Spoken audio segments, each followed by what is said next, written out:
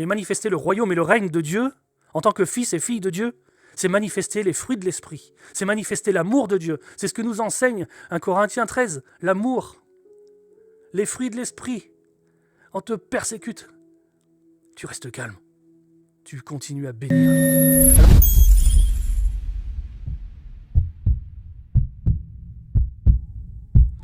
Yandere sondere kama weyende. Yandere sondiri katre maunda kama. Otri sindiri kama. Nous allons aller dans les psaumes. Les psaumes sont incroyables. Les psaumes sont pour la plupart écrits par David, pour une bonne partie. Et la particularité de David, c'est que il a un cœur qui plaît à Dieu. Il a un cœur qui plaît à Dieu. Et qu'est-ce qui fait que son cœur plaise à Dieu ? David, c'est un berger qui s'occupe de brebis. Et il était prêt à donner sa vie pour une brebis, pour sauver une brebis. Est-ce qu'on se rend compte de cela ? Un homme qui est prêt à donner sa vie pour un animal. Et c'est ce qu'a fait notre Seigneur Jésus-Christ. Il a donné sa vie pour ses brebis. Pour nous. Oh, Yandra Sandala Katruna Maya. C'est majestueux. Ce cœur qui plaît à Dieu. Vraiment, c'est... Oh Seigneur.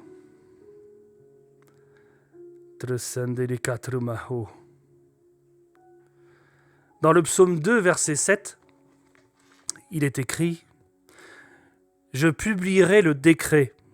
L'Éternel m'a dit, tu es mon fils, je t'ai engendré aujourd'hui. » Toi qui m'écoutes, oublie tout ce qu'on t'a dit. Dieu a mis tout ce qu'il faut dans ton cœur. Dieu a mis tout ce qu'il faut en toi. Je vais te donner l'image d'un gland. Est-ce qu'un gland a besoin qu'on l'arrose et qu'on le formate pour arriver à la dimension de chêne ? Non. Dieu a déjà tout mis dans ce gland. Ce gland a juste besoin d'être planté dans une terre et d'être arrosé. Dieu a tout mis dans le gland. Il va pousser de lui-même. Qu'est-ce qu'il lui faut ? Il lui faut de la lumière. Il lui faut de la chaleur. Il lui faut de l'eau. Il lui faut de la terre. Et il pousse naturellement. Et toi, fils, fille, Dieu a tout mis en toi. Il a tout mis. T'as juste à te laisser aller et à te laisser cette croissance naturelle pousser. Comment on fait pour que cette croissance se fasse ? Dieu nous a donné un héritage. L'héritage de la parole, des testaments, 2 testaments.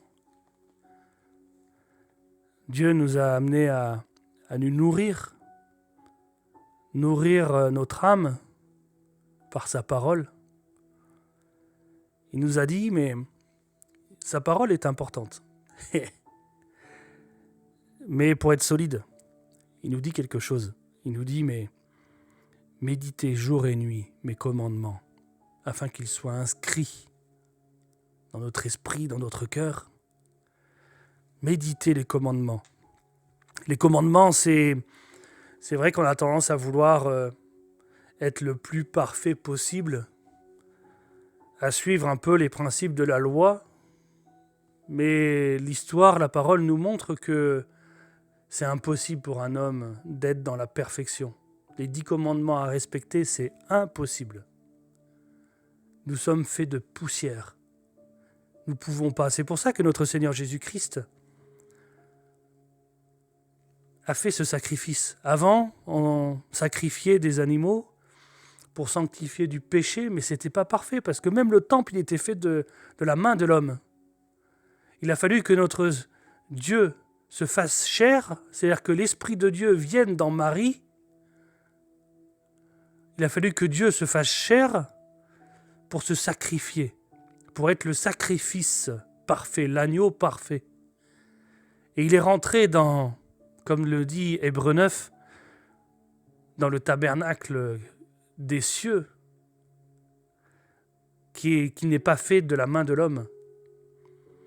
Et il a pardonné, il a effacé nos péchés pour une bonne fois pour toutes. C'est ce qu'a fait notre Seigneur. Alors,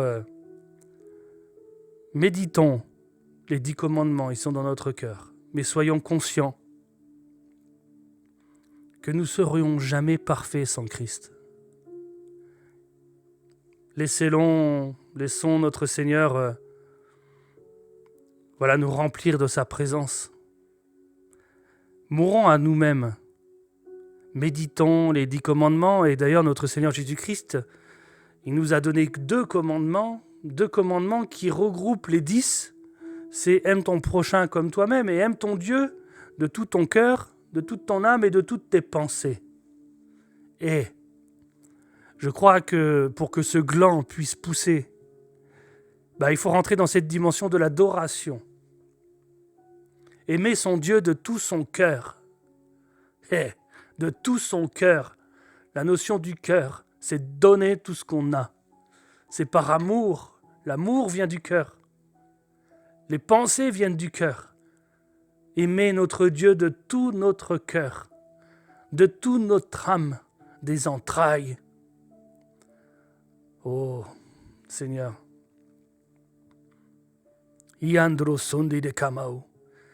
Et quand on l'adore dans cette dimension, nous sommes dans le lieu secret, comme le sacrificateur à l'époque qui rentrait une fois par an dans le lieu très saint. Là, notre Seigneur Jésus-Christ, il nous a donné accès continuellement au lieu très saint. Nous avons la grâce de pouvoir rentrer dans le lieu très saint et d'adorer notre Seigneur sans filtre, en direct. Quelle grâce! Et quand on est dans le lieu très saint, on s'imprègne. On est arrosé naturellement de sa présence, de son amour. Tout ce qu'il porte fait grandir et arrose cette semence qu'il a mis en nous, ce gland qu'il a mis que nous sommes. Il commence à pousser, à grandir, à grandir, à grandir. On se laisse arroser par sa parole, on se laisse arroser par sa chaleur, on vient se nourrir. Les racines viennent dans la parole. Les racines s'ancrent dans la parole de Dieu, dans Jésus-Christ, parce qu'il est le rocher. Alors toi, fils, fille, aie confiance en toi. Adore notre Seigneur. Aime-le de tout ton cœur, de toute ton âme, de toutes tes pensées. Et le 2e commandement, c'est aime ton prochain comme toi-même. Aimer son prochain comme soi-même. C'est difficile, parce que déjà beaucoup ont du mal déjà à s'aimer soi-même. Moi le premier, obligé de me cacher pour cacher des rondeurs, etc. Mais ça, c'est les pensées du diable. Dieu nous a fait à son image, nous sommes parfaits, nous sommes une gloire. Toi, fils, fille de Dieu, tu es une gloire. Il n'y a pas une seule personne dans le monde qui te ressemble. Tu es unique. Tu es une facette de la gloire de Dieu. Alors, brise tous ces mensonges, brise ces fausses pensées, ces choses, ces paroles qui sont insufflées à ton oreille, qui te disent non, tu n'es pas capable, non, tu peux rien faire. On a un Père qui t'attend. On a un Père qui demande que tu puisses t'approcher de lui, que tu puisses l'aimer comme tu es. Et un cœur comme un petit enfant. J'ai une fille, j'ai des enfants, j'ai 2 filles. J'ai une fille qui est jeune et même la grande d'ailleurs, quand je rentre à la maison, ce qui est incroyable, c'est que j'ouvre à peine la porte et elle court et elle me saute dans les bras. tellement heureux, ils ne se posent pas la question si je porte quelque chose de négatif ou de positif. Ils n'ont pas ce regard-là, en fait. L'amour ne soupçonne rien du tout et le cœur d'un enfant est pur. Et il saute dans mes bras et c'est ce que demande notre Seigneur, c'est ce qu'il nous demande, de sauter dans ses bras d'amour, de réconfort. Alors, sautons dans les bras de Dieu. Ah, et comment j'établirai, comme dit le psaume 2, un décret. Un décret. Ô Seigneur, je publierai le décret. L'Éternel m'a dit, tu es mon fils, je t'ai engendré aujourd'hui. Est-ce que, là où tu es prêt à accepter d'être son fils, d'être sa fille? Parce que si tu fais ce choix aujourd'hui d'être sa fille et son fils, tout va changer. Parce que quand on rentre dans cette dimension de fils et de fille, on rentre dans une autre dimension, dans une autre compréhension. Ça veut dire que les choses de ce monde, tout ce qu'on nous a façonné depuis notre enfance, depuis qu'on est sorti du ventre de notre mère, où on nous a formaté dans une culture, dans une religion, dans un enseignement, dans une éducation qui est propre à notre pays, à notre nation, la transmission des traditions familiales. Quand on laisse tomber tout cela et qu'on meurt à soi-même et qu'on accepte de devenir son fils, ça veut dire que c'est Dieu lui-même qui nous forme. Comme on le dit, c'est notre berger et il nous amène petit à petit à son image. On devient grand et on devient ce fameux chêne où on est ancré dans sa parole. On est solide parce qu'on a été bâti par Dieu. On a été bâti par Jésus-Christ.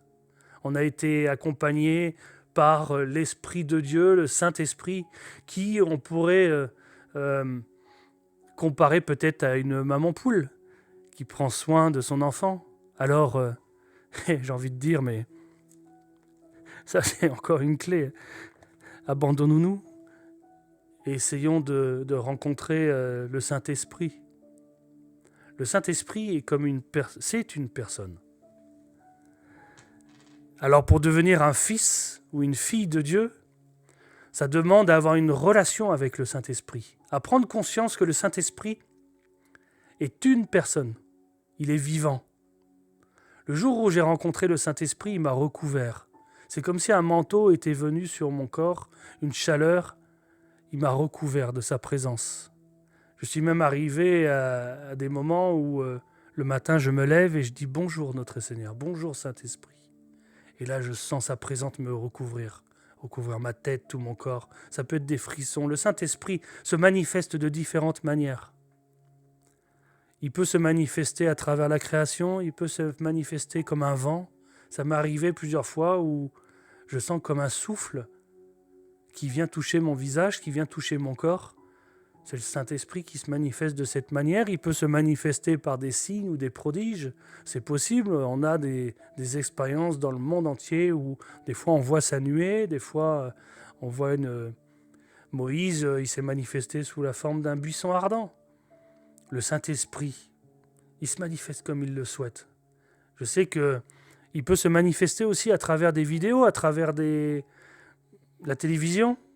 Moi, quand j'étais en marche et que je recherchais notre Seigneur et que je me posais des questions, je ne comprenais pas parce que j'ouvrais la télévision et je tombais sur des reportages. C'est comme si Dieu me parlait. Par exemple, quand je faisais des recherches, je tombais sur des vidéos sur YouTube et c'était impressionnant parce que c'était le thème des questions que je me posais dans ma tête. Comment c'est possible ça ? Alors on dit oui, le téléphone, il enregistre la voix et le micro est tout le temps activé. Non, il ne va pas enregistrer mes pensées, c'est pas possible. C'est comme ça que le Seigneur m'a parlé. Mais il faut briser un peu ce côté, ces mentalités là où on rationalise.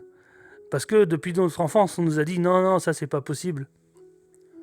Il faut voir, moi je crois que ce que je vois. Mais même quand on voit les choses, on a cette mentalité, ces forteresses de pensée, qui viennent dire non, alors on vient calculer si ça s'est fait, c'est parce qu'il y a ça. Bon, soyons comme des petits enfants, croyons aux choses. Parce qu'il est vivant, le Saint-Esprit est vivant, il est une personne. Moi, j'ai déjà fait des câlins avec le Saint-Esprit, le prendre dans les bras. Des moments où il vient me couvrir, me réconforter. C'est un confident, il est là à chaque instant. C'est une personne. Et c'est ça qu'il recherche, une relation avec le Saint-Esprit. Et le Saint-Esprit nous amène à Jésus-Christ. L'Esprit de Dieu nous amène à Jésus-Christ, à aimer notre Seigneur Jésus-Christ, à connaître davantage notre Seigneur Jésus-Christ, à connaître davantage notre Père. Alors toi qui me regardes, fils et filles de Dieu, notre Père est accessible. L'Éternel est accessible. Il y a tout un processus, c'est-à-dire que découvrir le Saint-Esprit, cette relation avec le Saint-Esprit nous amène à Christ et nous amène au Père. Le trône du Père est accessible. Oh, vraiment. Seigneur, je prie vraiment que tu puisses ouvrir les consciences, briser les mentalités, les raisonnements, les forteresses de pensée.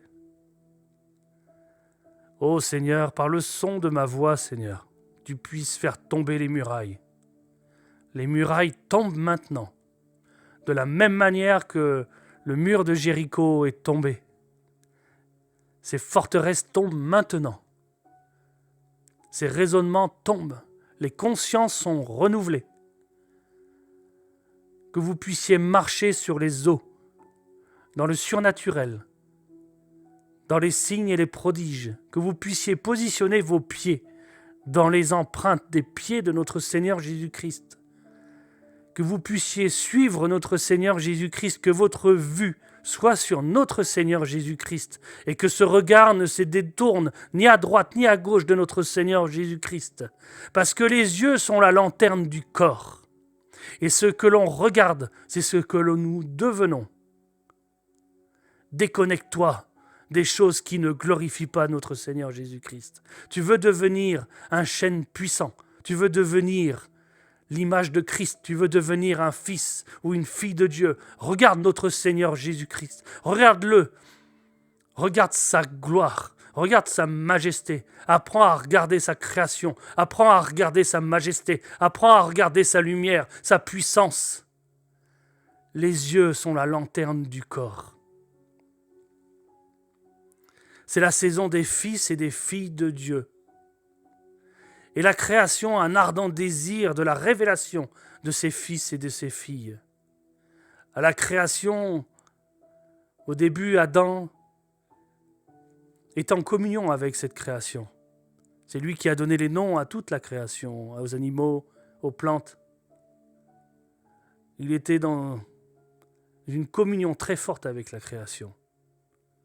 Et pour rentrer dans ces dimensions-là, ça demande à mourir à soi-même et à se laisser remplir par notre Seigneur et à rentrer pleinement dans cette dimension de fils et de filles de Dieu.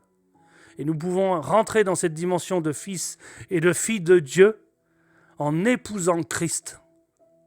Et c'est à ce moment-là où notre Seigneur fait un décret et on le devient. On devient un fils et une fille de Dieu.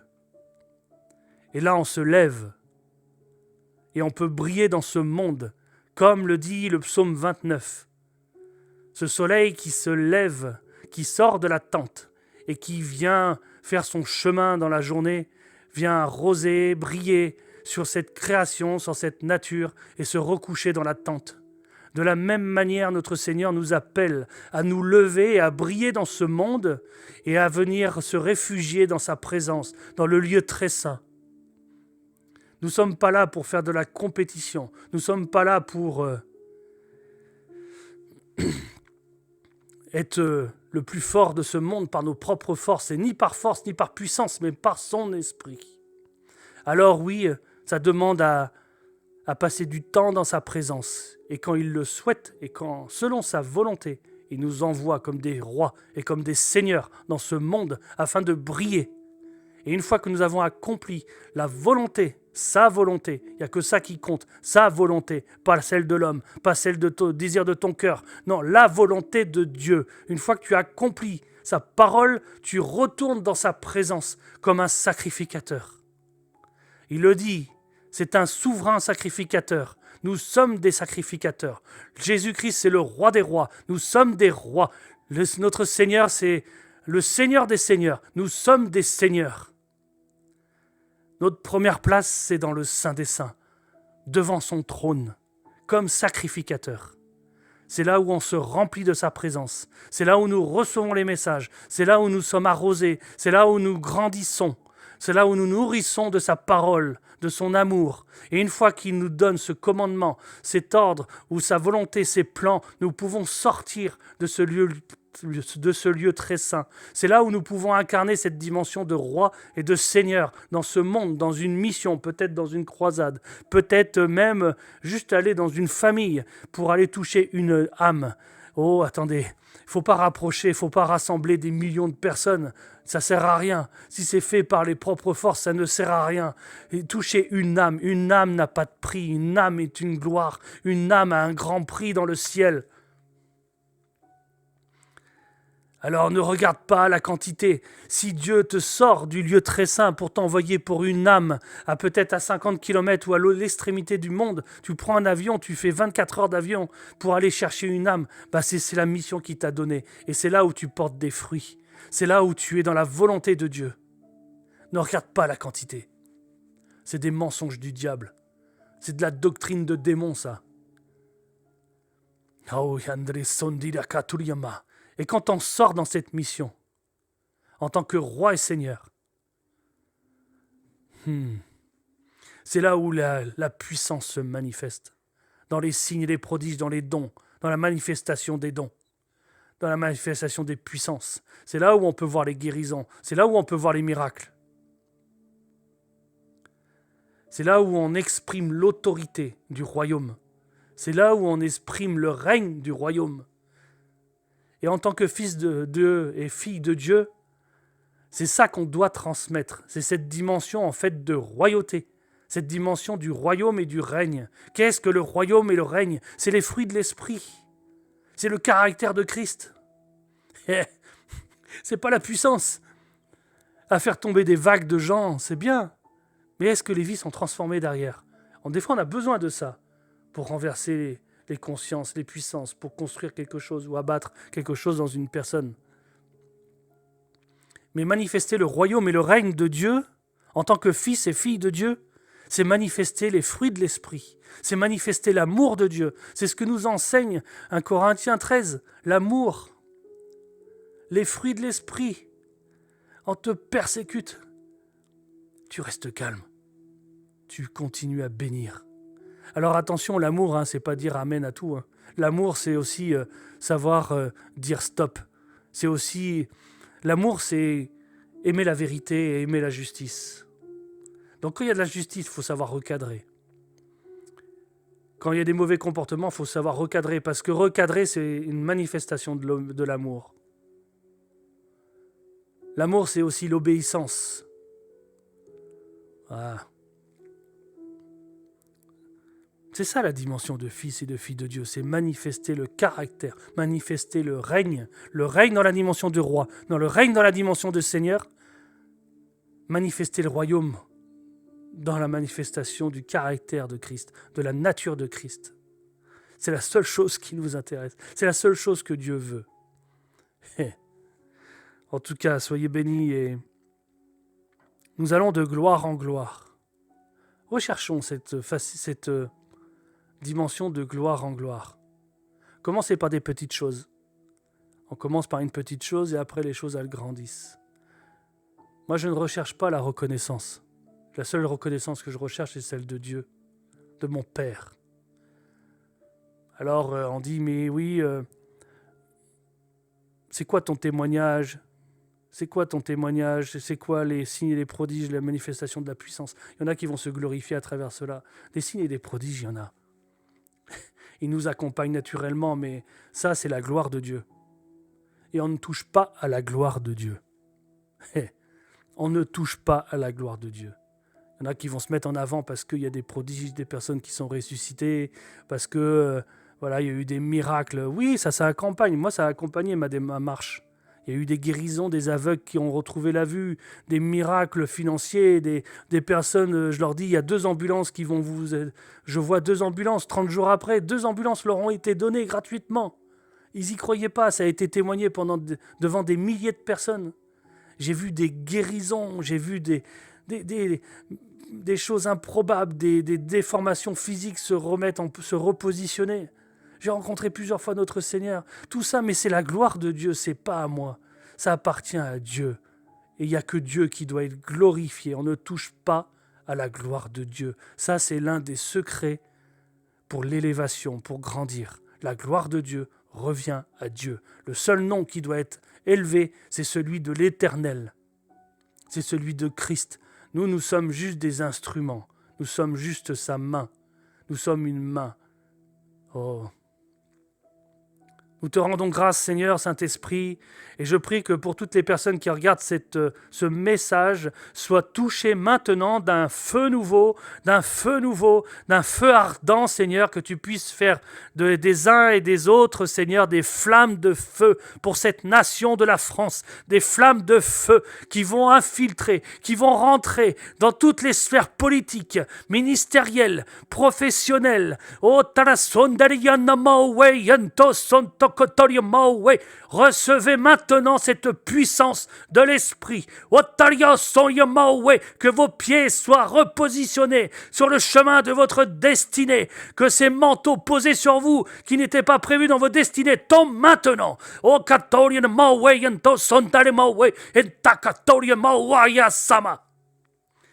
Ô Seigneur, nous te rendons grâce que ta lumière puisse briller sur cette nation de France. Que ta lumière puisse briller sur la francophonie et sur ce monde. Oh, que ta lumière puisse briller sur les politiques, sur le président de la République. Je prie que cette France, la fille aînée de l'Église, soit repositionnée, puisse reprendre cette identité de fille aînée de l'Église. C'est la saison. C'est la saison des fils et des filles de Dieu, dans la haute dimension de ta gloire, dans la haute dimension de ta majesté. Nous te rendons grâce, Seigneur. Nous marchons par la foi, dans la foi de ton nom, dans la foi de ta majesté. Ô toi qui es le consommateur de la foi, oui, Seigneur. Et nous grandissons de gloire en gloire dans cette dimension. Nous te bénissons, Seigneur, pour ta grandeur. Tout est accompli en ainsi soit-il. Amen, amen, amen. Soyez bénis là où vous êtes. Nous vous aimons de tout notre cœur.